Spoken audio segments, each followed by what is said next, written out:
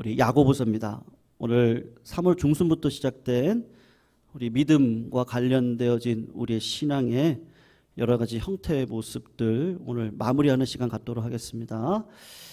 인내하는 믿음인데요. 오늘 제목이요. 야고보서 5장입니다. 1절에서 11절까지 우리 같이 교독하시고요. 말씀의 은혜 나누고 우리 개인적으로 뜨겁게 기도하시고 하나님 만나는 시간 가지면 좋겠습니다. 야고보서 5장 1절에서 11절입니다. 우리 교독으로 읽고 마지막 11절 함께 읽겠습니다. 1절 제가 읽습니다. 들으라 부한자들아, 너희에게 임할 고생으로 말미암아 울고 통곡하라. 너희 재물은 썩었고 너희 옷은 좀 먹었으며 너희 금과 은은 녹이 쓸었으니 이 녹이 너희에게 증거가 되며 불같이 너희 살을 먹으리라. 너희가 말세의 재물을 쌓았도다. 보라, 너희 밭에서 추수한 품꾼에게 주지 아니한 사기 소리 지르며 그 추수한 자의 우는 소리가 만군의 주의 귀에 들렸느니라. 너희가 땅에서 사치하고 방종하여 살육의 날에 너희 마음을 살찌게 하였도다. 너희는 의인을 정죄하고 죽였으나 그는 너희에게 대항하지 아니하였느니라. 그러므로 형제들아, 주께서 강림하시기까지 길이 참으라. 보라, 농부가 땅에서 나는 귀한 열매를 바라고 길이 참아 이른 비와 늦은 비를 기다리나니 너희도 길이 참고 마음을 굳건하게 하라. 주의 강림이 가까우니라. 형제들아, 서로 원망하지 말라. 그리하여야 심판을 면하리라. 보라, 심판주가 문 앞에서 계시니라. 형제들아, 주의 이름으로 말한 선지자들을 고난과 오래 참음의 본으로 삼으라. 우리 같이 읽습니다. 보라, 인내하는 자를 우리가 복되다 하나니 너희가 욥의 인내를 들었고 주께서 주신 결말을 보았거니와 주는 가장 자비하시고 긍휼히 여기시는 이시니라. 아멘.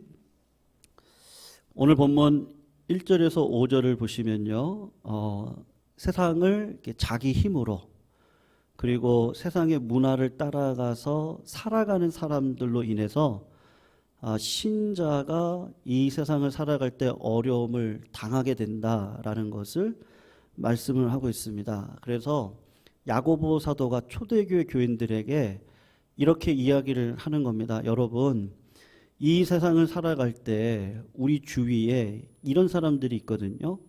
하나님이 없다. 그리고 불의하거나 불법하거나 세상의 꾀를 쫓아서 형통하게 살아가는 사람들이 많이 있습니다. 그런데 그 사람들이 믿음으로 살아가는 우리들을 괴롭히고 억압하고 힘들게 할 때가 있습니다. 우리가 그런 세상을 살아가야 되는데 그럴 때 여러분들이 믿음으로 살아가십시오. 그리고 믿음으로 산다는 게 뭔지 아십니까? 인내하면서 살아가는 것이 믿음으로 살아가는 겁니다. 그렇게 야고보 사도가 초대 교회의 교인들에게 우리들에게 지금 하고 있는 말씀입니다. 그러면서 세 사람의 예를 들고 있는데 첫 번째로 인내하고 참고 기다려야 한다라고 할 때 첫 번째 농부를 이야기를 하고 있습니다. 여러분, 농부가 무엇을 얻기 위해서 씨를 뿌리고 인내합니까? 가을에 얻을 열매죠. 근데 그 열매를 얻으려면 이른 비와 늦은 비가 와야 됩니다. 그런데 이른 비하고 늦은 비가 온다는 보장이 누구에게 있습니까? 하나님께 있죠. 그래서 뭐라고 이야기하냐면 인내하십시오. 하나님께서는 반드시 하실 말씀을 지키실 분이니까 농부가 이른 비와 늦은 비를 주시는 분은 하나님이라는 것을 알고 인내하듯이 여러분들도 인내하셔야 됩니다. 그리고 두 번째로 인내하라고 할 때 선지자를 이야기를 합니다. 선지자들이 하나님의 말씀을 맡은 자로서 역설적인 삶을 살아가는데 고난을 당합니다. 환난을 당합니다. 여러분, 선지자들이 이 땅을 살아가면서 예기치 않는 어려움을 당하면서 살아갑니다. 이사야, 예레미야, 아모스, 스가랴, 하나님의 말씀대로 살았는데도 불구하고 하나님은 그들에게 고난을 주셨습니다. 그래서 이사야 선지자는 어떻게 죽었어요? 전에 오는 이야기에 의하면 톱에 쓸려서 죽임을 당했습니다. 예레미야 선지자는 동족들에게 배신을 당해 죽었습니다. 왜 하나님의 말씀을 받은 선지자들이 고난 가운데서도 톱에 쓸려 죽으면서도 그렇게 인내했습니까? 했을 때 그들이 하나님을 바라보았다는 것이죠. 그래서 선지자들을 바라보면서 오래 참으세요. 그렇게 이야기를 합니다. 그리고 세 번째로 이야기하는 것이 욥에 대한 이야기입니다. 여러분, 우리가 욥에 대해서 생각을 하실 때 이렇게 보시면 안 되는데, 욥은 하나님께서 복을 주실 만큼, 은혜로 갚아주실 만큼 오래 참고 온전히 인내한 사람으로 보시면 안 됩니다. 만약에 하나님께서 욥에게 그런 인내를 보셔서 그 인내에 대한 보상으로 욥에게 은혜를 베풀어 주셨다면 11절에서 이 말을 하실 필요가 없거든요. 11절에 뭐라고 나오냐 하면 하나님께서는요, 자비하시고 긍휼을 베푸시는 하나님이다. 그렇게 말씀을 하고 있습니다. 그러니까 무슨 말을 하고 있느냐 하면 욥의 인내를 보라고 하는데, 욥의 도대체 어떤 인내를 이야기를 하는 겁니까?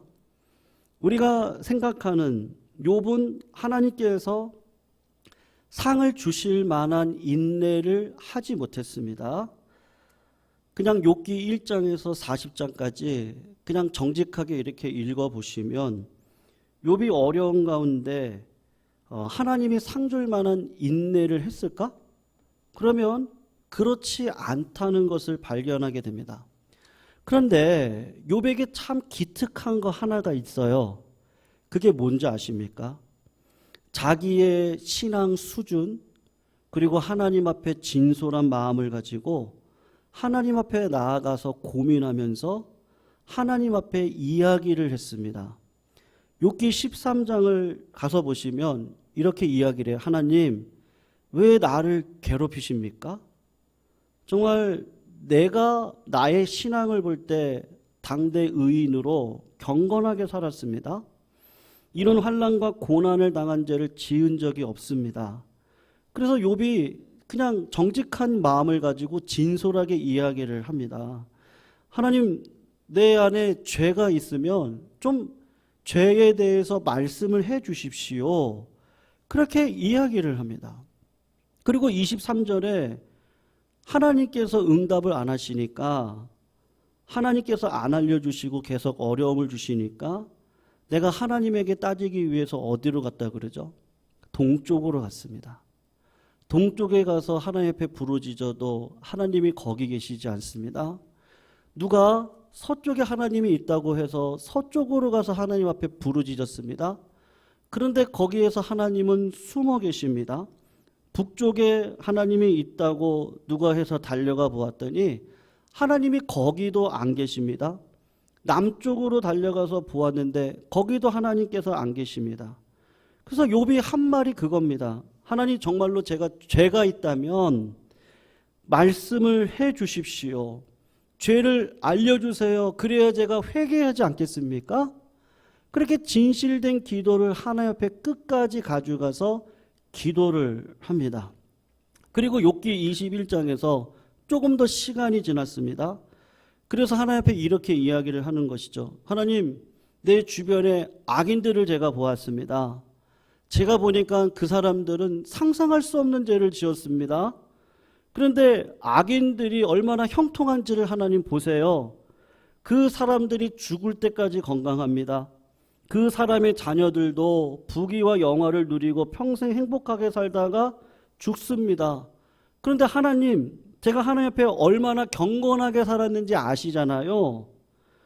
욥기 31장에 넘어가서 하나님의 말씀을 따라 자기가 얼마나 최선을 다해서 살았는지를 이야기를 해요. 진실하게 이야기를 하는데, 하나님, 제가 눈으로 죄를 범한 적이 한 번도 없습니다. 제가 사업을 할 때 불의의 저울을 재본 적도 없습니다. 저는요, 고아, 과부, 가난한 사람들을 착취하지 않았고 오히려 도와줬던 적이 훨씬 더 많은 사람입니다. 그리고 하나님도 아시잖아요. 제가 마음으로 하나님 앞에 죄를 져본 적이 없습니다. 하나님의 법을 이렇게 따랐는데 왜 나에게 이런 환난과 어려움을 주세요? 하나님을 믿지 않는 악인들은 저렇게 형통하게 살게 하시고 하나님의 의인으로 삶을 살아가고 있는 나에게는 왜 이렇게 고난을 주십니까? 왜 고통을 주셨는지 하나님 설명해 주세요. 그렇게 하나님 앞에 나아가 기도를 합니다. 여러분, 욥이 인내를 하고 있는데요. 욥이 무엇을 인내하고 있죠? 욥은요, 하나님에 대해서 참고 있습니다. 욥은 재산을 잃은 것 가지고 인내하지 않아요. 몸이 아파서 죽겠는데 그 아픈 것을 가지고 내가 참아야지, 이런 걸 인내하지 않습니다. 나에게 일어난 모든 일을 섭리하시는 분이 하나님이신데 그 장본인 되시는 하나님께서 정말 나의 하나님이라면요, 하나님께서 이렇게 하실 수가 있습니까? 그러니까 나를 지금 제일 힘들게 하는 분이 누구예요? 하나님이거든요. 근데 그 하나님이 어떤 하나님이에요? 내가 아는 하나님이 아니에요. 내가 경험하고 내가 믿었던 하나님, 내가 성경에서 배웠던 하나님, 그 하나님과는 다른 하나님을 지금 경험을 하고 있는데 어떻게 된 거냐? 하나님 설명해 주십시오. 하나님 도망가지 마시고 숨지 마시고, 욥이 지금 인내하고 있는데 하나님을 향해서 끝없이 인내하고 있습니다. 욥기를 쭉 읽다 보면 하나님께서 그렇게 인내하는 욥을 긍휼히 여기십니다. 야고보의 말대로 하나님을 믿는 믿음 안에서 내가 믿고 의지하고 나아갔던 하나님과는 다른 모습을 보여주실 때 욥의 아내는 어떻게 했어요? 그런 하나님 믿지 말아라. 차라리 하나님을요 저주하고 그냥 죽어라. 욥의 아내는 그런 시험에 들어갔습니다. 그런데 욥은 하나님의 은혜 가운데 딱 붙잡아 주셔서 누구 앞에서 인내하고 있어요? 하나님 왜 그러세요? 이해할 수 없는 하나님의 시험을 왜 나한테 주세요? 하나님 이거 어떻게 된 거예요? 그걸 붙들고 있고, 하나님은 욥을 향해 하나님을 향해 인내했던 욥에게 마침내 은혜를 베풀어 주십니다. 하나님이 주신 말씀은 이겁니다. 네가 하나님의 섭리에 대해서 믿고 지금 그 섭리를 알고자 나한테 질문을 하는데 내가 답을 줄게. 내가 땅의 기초를 세울 때 그 기초를 어디에 세웠는지 너는 아니? 지구의 많은 포션 중에 하나가 바다인데 그 바다를 내가 어떻게 만들었는지 네가 아니? 그리고 저 태양과 달과 별과 지구를 볼 때 그것을 하나님께서 시간에 맞춰서 딱딱 움직이시는데 그걸 어떻게 했는지 네가 이해하냐? 여러분, 욥이 당연히 모르죠. 그러니까 하나님께 제가 모릅니다. 그러니까 하나님의 말씀이 이겁니다.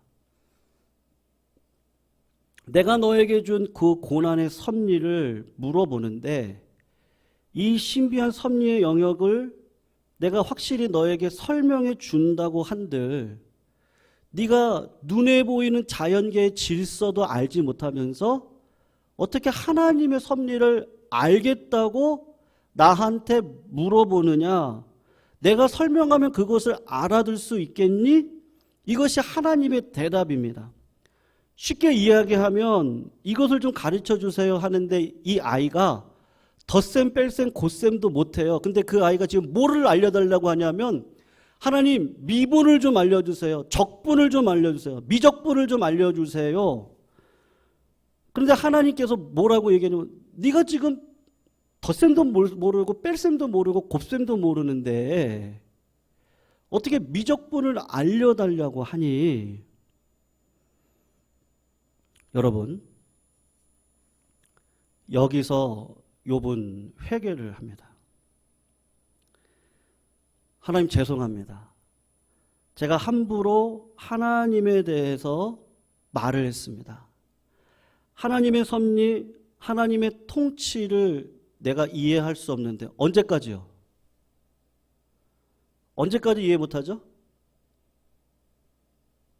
그럼 우리가 천국 가기 전까지는 이해 못합니다. 그냥 희미한 거울로만 알 뿐입니다. 하나님께서 욥에게 주시는 이야기는 그거야. 하나님을 너가 이해할 수 없어요. 머리로 이해했던 하나님, 그것과 다른 하나님이 나왔을 때 욥이 했던 거는 하나님 이러시면 안 되잖아요. 하나님 나한테 왜 이러세요? 하나님은 은혜와 사랑의 하나님이시잖아요. 왜 나한테 이러세요? 이렇게 하나님 앞에 나아가는 것 자체가 교만이고 내가 이래라 저래라 불평했던 것이 얼마나 하나님의 영광을 가리웠는지를 깨닫게 되는 겁니다. 그래서 욥이 하나님께 하는 말이 있습니다. 하나님, 내가 이전에는 하나님에 대해서 귀로만 알았습니다. 그냥 듣는 풍월만 가지고 제가 이야기를 했습니다. 근데 이제는 제가 하나님을 눈으로 배웠고 하나님이 진정한 어떤 분인지를 알게 되었는데 하나님은 선하심과 인자하심으로 반드시 하나님을 인내하는 자에게는요 반드시 무엇을 주신다고 하십니까? 복을 주시겠다고 하는 것을 믿게 되었습니다. 야고보는 믿음으로 살아가는 우리들에게 참으세요. 인내하세요. 주의 이름으로 살아갈 때 환난과 어려움과 억울한 일을 당하게 되는데 그 환난과 어려움과 어려운 일을 당하게 될 때 그 모든 것들이 어디 가운데 있다는 거죠?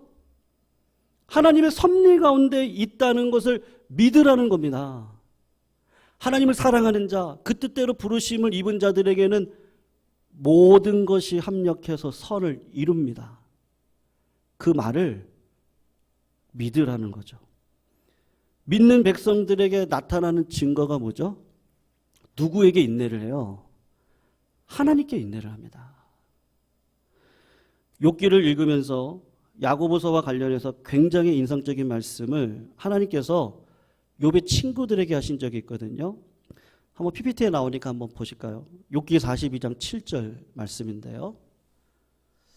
우리 같이 한번 읽어보겠습니다. 시작. 여호와께서 욥에게 이 말씀을 하신 후에 여호와께서 대만 사람 엘리바스에게 이르시되 내가 너와 내 두 친구에게 노하나니 이는 너희가 나를 가리켜 말한 것이 내 종 욥의 말같이 옳지 못함이라. 아멘.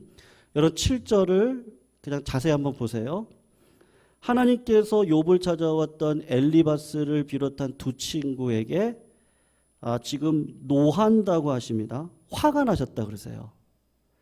왜 그 친구들에게 화가 났다고 이야기를 하십니까? 너희들이 나를 가리켜 말하는 것이 틀렸기 때문에 화가 난다고 말씀을 하시는 겁니다. 왜냐하면 이 사람들이 와가지고 욥에게 했던 이야기가 뭐죠? 정죄했어요. 뭐라고 정죄했죠? 야, 네가 죄를 졌으니까 하나님께서 이런 고난을 주시지. 너가 분명히 나한테 숨긴 죄가 있을 거야. 그 죄를 하나님 앞에 나가서 회개하면 하나님이 이 고난을 멀어지게 하실 거야. 제거해 주실 거야. 그러면서 욥에 대해서 자기가 알고 있는 하나님을 계속해서 이야기를 하고 있습니다. 이 욥의 세 친구의 문제가 무엇입니까? 우리의 현상과 일치하는데 욥의 세 친구들은 욥이 회개를 했을 때 그 죄를 가지고 있습니다. 욥이 환난을 당하기 전에는 머리로만 하나님을 알았습니다. 모태신앙 어릴 때부터 혹은 예수님을 믿고 난 다음에 하나님께 들은 것이 있습니다. 그 들은 것을 가지고 나에게 어떤 이해할 수 없는 환난과 역경이 찾아왔습니다. 근데 그 어려움이 찾아왔을 때 어떻게 생각을 하냐 하면 내가 가지고 있는 성경 지식과 내가 가지고 있는 신학 지식과 교회 생활을 하면서 들었던 그 이야기를 가지고 교인이 저렇게 당하는 것은 하나님이 이렇게 했기 때문이라고 딱 정리를 하는 겁니다. 그런데 그것이 맞습니까? 하나님께서 새 친구들에게 너희들이 욥에게 하나님은 이런 하나님이다. 어떤 하나님이에요? 네가 뿌린 대로 거두게 하신 하나님이지. 네가 죄를 안 졌으면 이런 일이 일어났겠냐?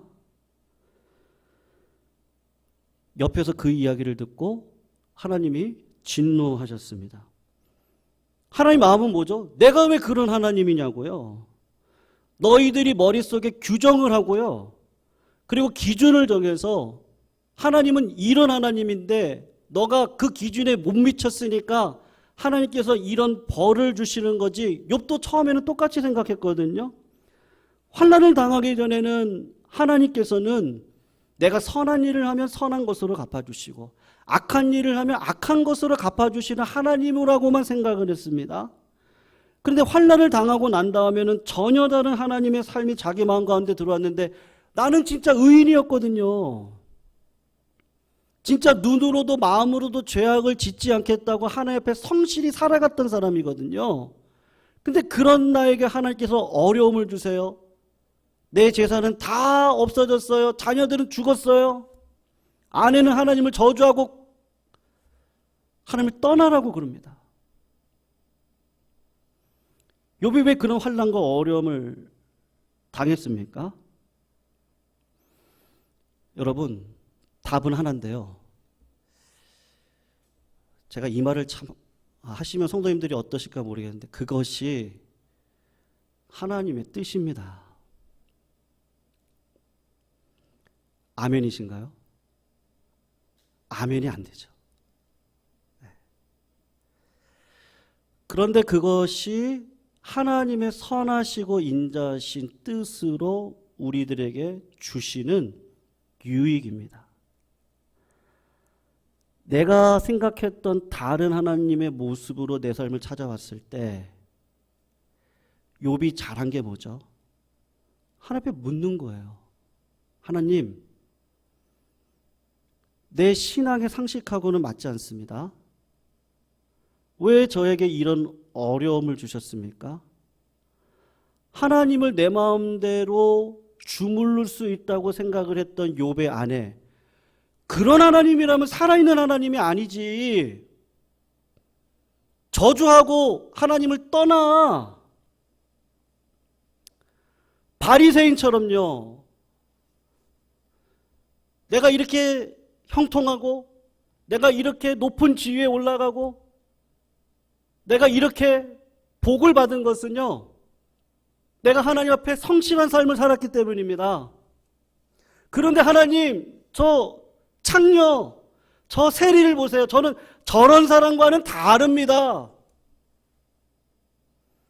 하나님이 저를 선택하셔서 저는 의인 되었고 저놈들은 죄인이죠. 하나님이 저는 사랑하시고 죄인은 미워하시죠. 예수님이 오셔서 하셨던 얘기는 뭐죠? 나는 의인을 부르러 온 게 아니라 죄인을 부르러 왔다. 그럼 하나님은요, 죄는 죽도록 미워하시는데 죄인은 끝까지 사랑하시는 하나님이십니다. 믿으십니까? 내가 볼 때 악인인 거죠. 하나님은 그분을 끝까지 기다리십니다. 죄는 미워하시지만 하나님은 그렇게 인내하시는 분입니다. 하나님은 누구에게도 선하신 분입니다. 그래서 지금도 악인과 성인에게 동일하게 비와 햇볕을 주시는 분이시고 누구든지 노력하면 노력한 결과에 대해서 악인이 아니더라도 형통한 삶을 주시는 분이 하나님이시고 예수 그리스도를 이 땅 가운데 보내주셔서 누구든지 의의 옷을 입고 오기를 원하시는 분이 하나님이십니다. 여러분, 내가 생각했던 것과 하나님이 다른 모습으로 내 삶에 찾아오셔서 그게 환난이고 역경이고 어려움이더라고요. 저도 지금도 많은 걸 배웁니다. 그 중에 하나가 하나님은 사랑의 하나님이구나. 여전히 내 안에 갇혀서 나를 사랑해 주시는 하나님, 원수는 하나님이 미워하신다고 생각했던 그 하나님. 근데 그게 아니더라고요. 여러분, 욥은 진짜 잘한 게 뭐죠? 인내합니다. 우리가 신앙생활하면서 하나님께서는 반드시 이 과정을 거치게 하시는데 이때까지 경험하지 못한 신앙의 상식과는 전혀 다른 고난을 우리들에게 주셔서, 아니 어떻게 믿음의 가정에 저런 일이 벌어져요? 아니 그렇게 훌륭하신 목사님이 왜 그렇게 일찍 돌아가셔야 돼요? 그리고 왜 그 교회에 어려움을 주세요? 그냥 하나님의 뜻이에요. 그러면 뜻을 물어야 되잖아요. 그 믿음이요. 믿음에 반드시 동행하는 게 뭐죠? 그래서 인내예요. 제럴드 시처라고 하는 분이 있습니다. 그분이 하나님의 뜻이라는 책을 쓰셨는데요. 이분은 미국 워싱턴에 사시는 분인데 신앙이 아주 좋으신 신학 교수님이십니다. 근데 이분이 사랑하는 아내 그리고 4명의 자녀와 같이 살고 있는데 인디안 선교를 떠나게 되나. 미국에서는 저 텍사스나 이쪽으로 인디안 선교를 많이 떠나거든요. 하나님 앞에 좋은 일을 하겠다고 인디안 선교를 가족이 휴가를 일부러 내서 어머님을 모시고 인디안 선교를 하고 돌아오는 길에 음주운전을 한 트럭 기사 그 차에 자기가 운전하고 있던 차하고 정면으로 부딪혀서 그의 어머니가 그 자리에서 즉사하고 자기 아내가 죽고 4명의 아이들 중에 1명이 죽었습니다. 남아있는 아이들과 자기는 큰 후유증을 겪습니다. 인내하는 거죠. 어디에 인내하는 거죠? 하나님, 내가 무슨 큰 죄를 지었습니까? 하나님, 저보다 신앙생활 엉망으로 하고 마음대로 살아가는 사람들이 많습니다. 그런데 자녀가 넷이 있는데 아내를 데려가고 어머니를 내 눈앞에 데려가고 아이 하나를 데려갔는데 그러면 저 어떻게 살아갑니까? 왜 이 큰 불행을 저에게 주셨습니까? 그 욥이 당한 고통하고 비슷하거든요. 그래서 이 제럴드 시처 교수님이 누구에게 인내하죠? 하나님에게 인내합니다. 하나님 정말 이럴 수 있습니까? 하나님께 질문을 합니다. 하나님 계시면 대답을 좀 해주십시오. 하나님의 응답을 안 하십니다. 근데 또 인내합니다. 하나님 앞에 나아갑니다. 아니 그럴 수 있죠. 하나님이 뭘 살아계셔요? 하나님 없어. 그러고 기도하고 싶지 않은데 이 안에서요. 이 영적인 본능이요. 아버지, 또 하나님을 부를 수밖에 없어요. 그래서 아버지께 또 나갑니다. 하나님 이게 뭐예요? 하나님 왜 고난을 주셨습니까? 여러분 누가 그렇게 했죠? 우리 주 예수님이. 하나님 제가 왜 십자가 달려 죽어야 됩니까? 하나님 할 수만 있으시거든 이 잔을 내게서 옮기시옵소서. 하나님 내 아버지신데 왜 저에게 이 짐을 맡겨주십니까? 왜 내가 죽어야 됩니까? 하나님 뭐라 그러시죠? 그게 내 뜻이야. 여러분 믿음은요, 그래서 인내가 수반됩니다. 인생을 믿음을 가지고 실제 신앙 삶을 살아가는 그 처절한 전투 안으로 딱 들어가면 하나님이 나에게 싸움을 걸어오시는데 어떤 싸움을 걸어오시죠? 자꾸 나를 부인하는 자리로 들어가도록 나를 이끌어 가십니다. 그리고 예수님이 하나님 앞에 인내해서 늘 힘들고 어려울 때마다 새벽이 되든 밤이 되든 하나님 앞에 나아가 기도하고, 하나님 도대체 이게 뭡니까? 그럴 때 하나님은 인내한 예수님에게, 인내한 욥에게 그게 내 뜻이야. 여러분 하나님을 이해할 수 있으세요? 그럼 하나님은 하나님이실 수 없습니다. 피조물인 내가 하나님의 뜻을 다 이해할 수 있으면 그분이 어떻게 하나님이에요? 그분은 우상이죠. 우리의 인생의 실제 삶에 이런 경험들을 통해 인내합니다. 이른 비와 늦은 비를 주시는 것은 하나님이라는 걸 알기 때문에 내 인생에 여전히 난제가 있어요. 이게 풀리지 않아요. 그런데 누구한테 인내하죠? 하나님 앞에 인내합니다. 하나님 왜 우리 가정에, 하나님 어릴 적 나의 이 선택에 왜 이 짐을 지고 살아가게 합니까? 하나님께서는 십자가 져라. 부담되시죠? 저도 이런 설교하고 싶지 않는데, 근데 말씀은요, 오늘 믿음의 마지막 결론인데요. 그래서 의인은 믿음으로 살아야 됩니다. 왜냐하면 하나님은 의인들에게 십자가를 주십니다. 요셉에게, 모세에게, 다니엘에게, 이사야, 예레미야, 다윗, 믿음의 삶을 살아갔던 예수님, 사도 바울, 다 그 짐을 줄 때, 이게 하나님의 뜻이군요. 제가 죽으면 죽으리이다. 에스더처럼, 예수님처럼. 하나님의 뜻이군요. 제가 죽으면 죽겠습니다. 그 자리까지 걸어가는 이 삶의 여정을 하나님이 우리를 인도해 가십니다.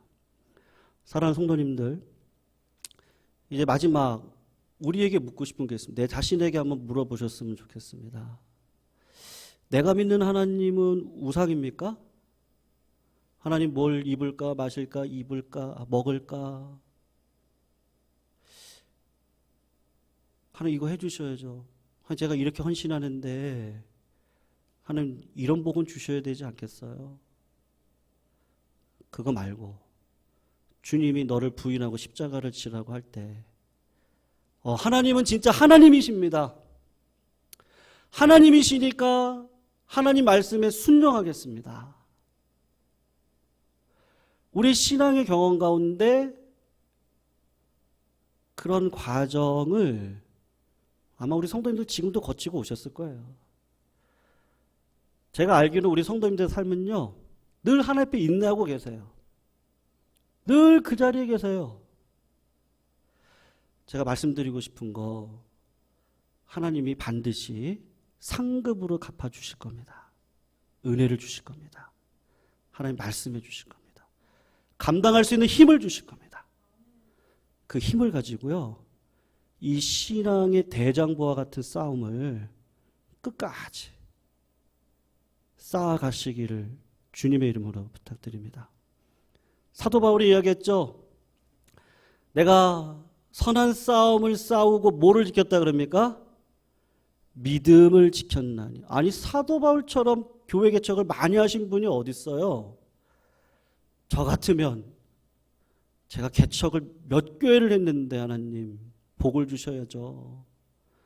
근데 믿음의 영역 안에 딱 들어와서 보니까 이게 다 배설물이네요. 그리고 사단의 가시 하나님이 너 그거 너한테 유익이야. 그거 아니면 너 교만해. 그러니까 아니 제가 사도인데요. 남은 고치는데 왜 저는 못 고쳐요? 창피하잖아요. 그럼 능력 없는 종 아니겠어요? 근데 하나님은 뭐라 그러죠? 그게 하나님의 뜻이야. 약할 그때에 강합니다. 사도 바울은 그 믿음의 삶을 살아왔습니다. 그래서 마지막에 고백이 뭐죠? 내가 선한 싸움을 싸우고 믿음을 지켰으니. 마음에 확신이 있습니다. 어떤 확신이요? 의의 면류관이 이제 예비되어져 있습니다. 이 믿음의 확신은 처절한 전쟁 속에서 나오는 승리의 찬가이고 확신입니다.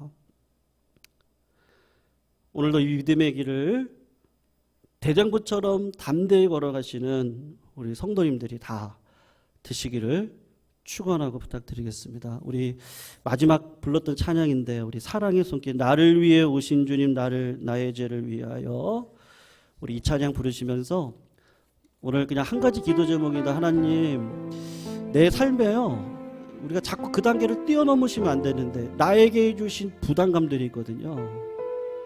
그리고 나에게 주신 환경에 어려움들이 있습니다. 도망가라고 주신 것이 아니고 그 자리를 지키고 인내하고 성도로서의 믿음의 삶을 살아가 하나님께서 욥처럼 응답을 주시는 걸 한 걸음 또 한 걸음 경험하면서 걸어갈 때 우리는 사도 바울과 같은 믿음의 삶을 살아갈 수 있습니다. 우리 신자의 삶에 예기치 않는 수많은 상황 속에서도 믿음을 가지고 살아갈 수 있는 과연 난가? 오늘 그걸 묵상하시면서 하나님께 기도하시고 하나님의 은혜를 만나시는 시간이 되셨으면 좋겠습니다. 우리 말씀 생각하면서 우리 이 찬양 같이 한번 부르도록 하겠습니다. 나를 위해 오신 주님 나를 위해 오신 주님 나의 죄를 위하여서 줘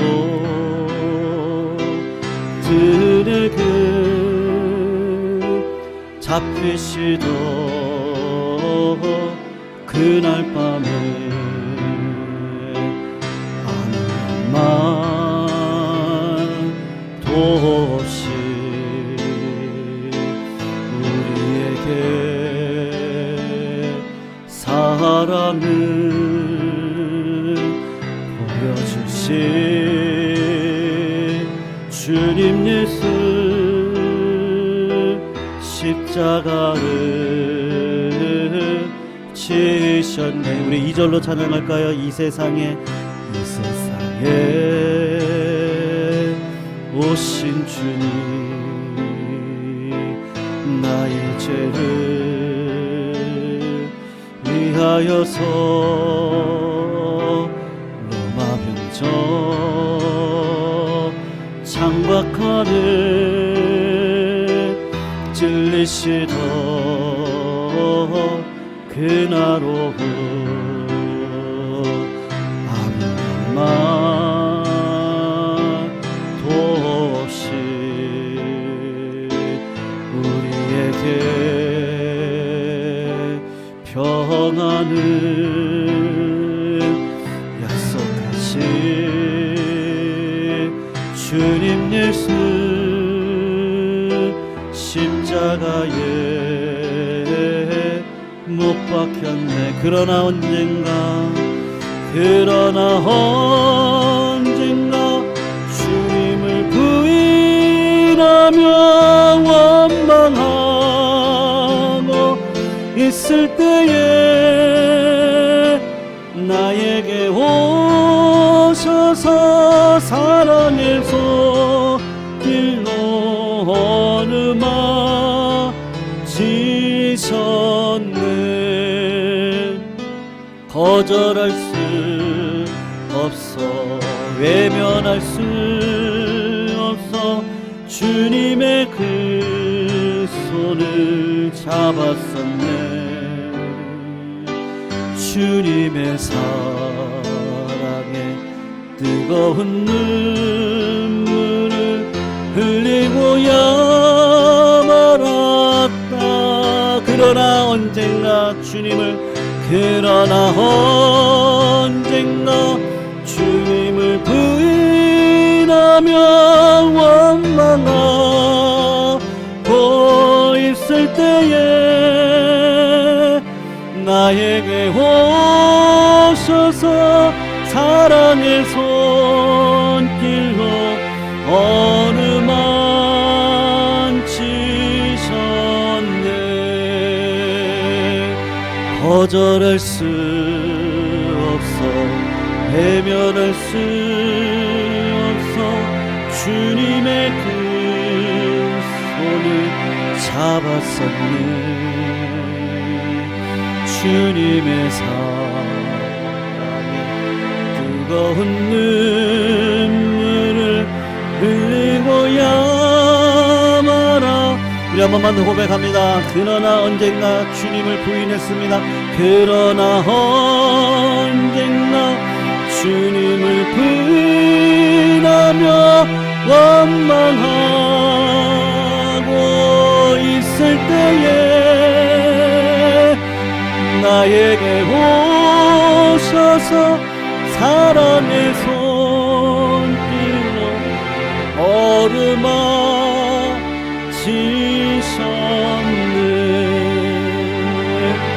거절할 수 없어 외면할 수 없어 주님의 그 손을 잡았었네. 주님의 사랑에 뜨거운 눈물을 흘리고야 말아. 그렇습니다. 거절할 수 없고 외면할 수 없고 거절할 수 없어 외면할 수 없어 주님의 그 손을 잡았었네. 주님의 사랑 뜨거운 눈물을 흘리고야 말아가네.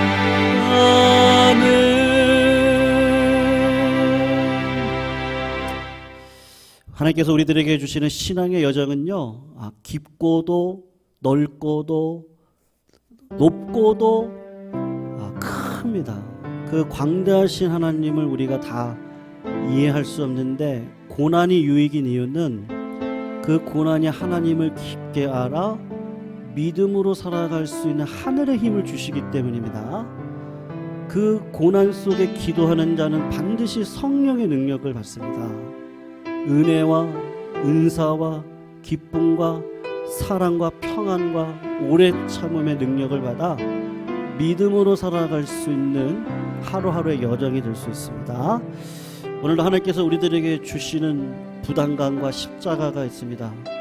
사도 바울이 예루살렘에 올라가면서 예언하는 자들이 너 거기 올라가면 죽어, 그렇게 예언을 받았음에도 불구하고 하나님은 나에게 주신 이 복음의 사명 감당하겠다고 내가 죽으러 가겠다, 일사각오의 길로 나아갔던 사도 바울, 그 믿음을 지켜 하나님 앞에 착하고 충성된 종아, 네가 진짜 작은 일에 충성했으니 내가 저 천국에서 10고을 맡기게 주시겠다. 아마 그런 확신이 있었을 것입니다. 성도님들, 개인적으로 왜 나에게 이런 삶을 주셨지 하는 그런 삶의 여정이 있습니다. 다 있습니다.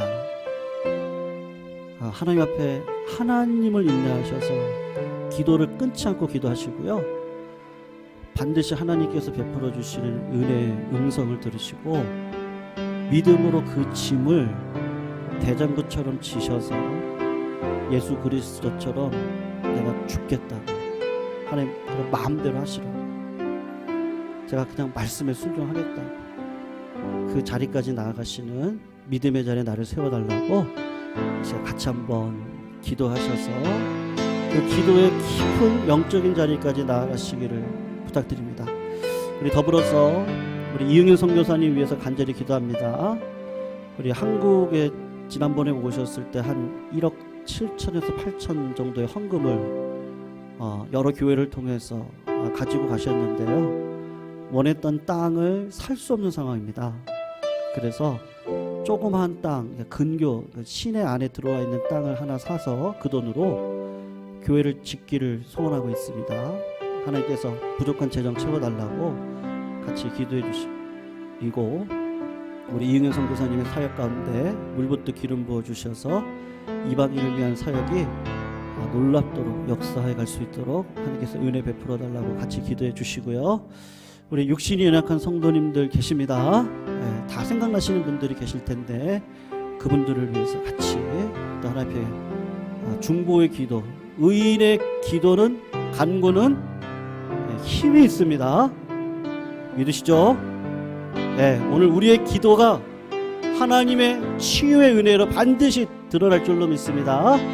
오늘 그 믿음 가지고 오늘 함께 기도하실 때 하나님의 놀라운 능력의 역사 경험할 수 있도록 주님 은혜 베풀어 주시옵소서. 우리 다 같이 한번 주여 한번 외치시고 같이 하나님 앞에 통성으로 기도 올려드리도록 하겠습니다. 주님 외칩니다. 주여.